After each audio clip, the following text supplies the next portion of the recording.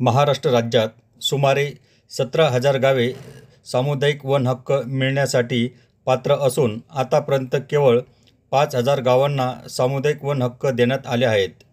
उर्वरित गावांना सामुदायिक वन हक्क देण्यासंदर्भात आदिवासी विकास व अन्य सर्व संबंधित यंत्रणांनी प्राधान्याने कार्यवाही करावी.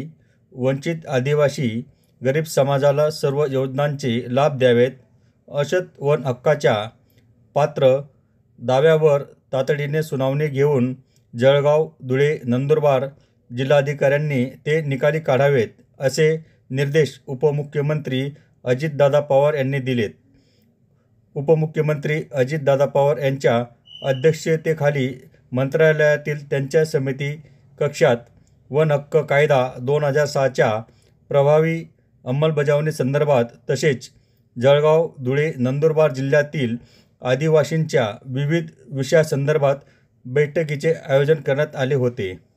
या बैठकीला आदिवासी विकास मंत्री अशोक उईके, कृषी मंत्री दत्तात्रय भरणे, क्रीडा व युवक कल्याण मंत्री माणिकराव कोकाटे, सहकार मंत्री बाळासाहेब पाटील, मदत व पुनर्वसन मंत्री मकरंद पाटील, राज्यमंत्री मेघना बोर्डीकर, लोकसंघर्ष समितीच्या प्रमुख प्रतिभाताई शिंदे, आदिवासी विकास विभागाचे अप्पर मुख्य सचिव मिलिंद म्हैसकर, महसूल विभागाचे अप्पर मुख्य सचिव विकास खारगे, मदत व पुनर्वसन विभागाच्या प्रधान सचिव विनीता वेद सिंगल, नियोजन विभागाचे प्रधान सचिव सौरभ विजय, कृषी विभागाचे प्रधान सचिव विकासचंद्र रस्तोंगी, सहकार व पणन विभागाचे प्रधान सचिव प्रवीण दराडे, ग्रामविकास विभागाचे प्रधान सचिव एकनाथ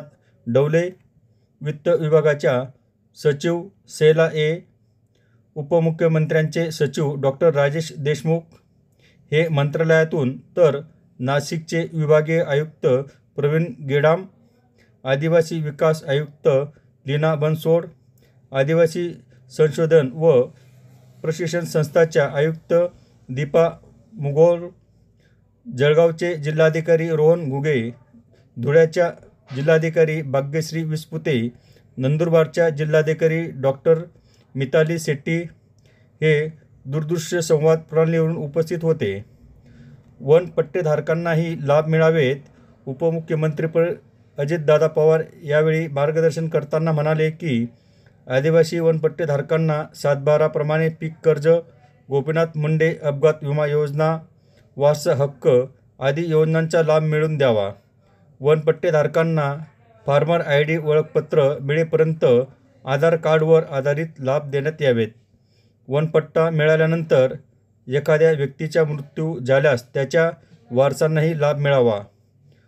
वनपट्टेधारकांच्या पिकांचे नुकसान झाल्यास त्यांना नुकसान भरपाई देण्यात यावी. यासाठी शासन निर्णयात योग्य त्या सुधारणा करण्यात याव्यात. राज्यातील सर्व वनपट्टेधारकांना त्यांच्या मागणीनुसार विविध कार्यकारी सोसायटीचे सदस्य करून कर्ज पुरवठा करावा. एरंडोल येथे उपप्रकल्प कार्यालय सुरू करावे. जळगाव जिल्ह्यात पैसा क्षेत्र वगळता उर्वरित काही तालुक्यामध्ये 9 लाखापेक्षा जास्त आदिवासींची संख्या असून त्यांच्यासाठी एरंडोल हे मध्यवर्ती ठिकाण असल्यामुळे या ठिकाणी आदिवासी विकास विभागाचे उपप्रकल्प कार्यालय सुरू करण्यासंदर्भात प्रस्ताव सादर करावा, असे निर्देशही उपमुख्यमंत्री अजितदादा पवार यांनी दिले. पंचायत विस्तार अनुसूचित क्षेत्र पैसामध्ये 1,734 आदिवासी बहुल गावांचा नव्याने समावेश करण्याबाबत केंद्र सरकारकडे नोव्हेंबरच्या पहिल्या आठवड्यापर्यंत प्रस्ताव पाठवावा. जंगल नसलेल्या परंतु 50% पेक्षाही जास्त आदिवासी लोकसंख्येच्या गावाचाही पैसामध्ये समावेश करावा.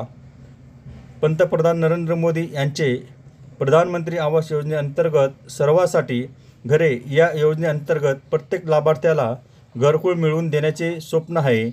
या योजनेची सर्व महानगरपालिका, नगरपालिका, ग्रामपंचायत क्षेत्रामध्ये प्रभावीपणे अंमलबजावणी करून नियमाप्रमाणे सर्व कब्जेधारकांना जमिनीचा मालकी हक्क मिळण्यासंदर्भात येणाऱ्या अडचणी दूर करून त्यांना घरे देण्याचे यावेत असे निर्देशही उपमुख्यमंत्री अजितदादा पवार यांनी या बैठकीत दिले.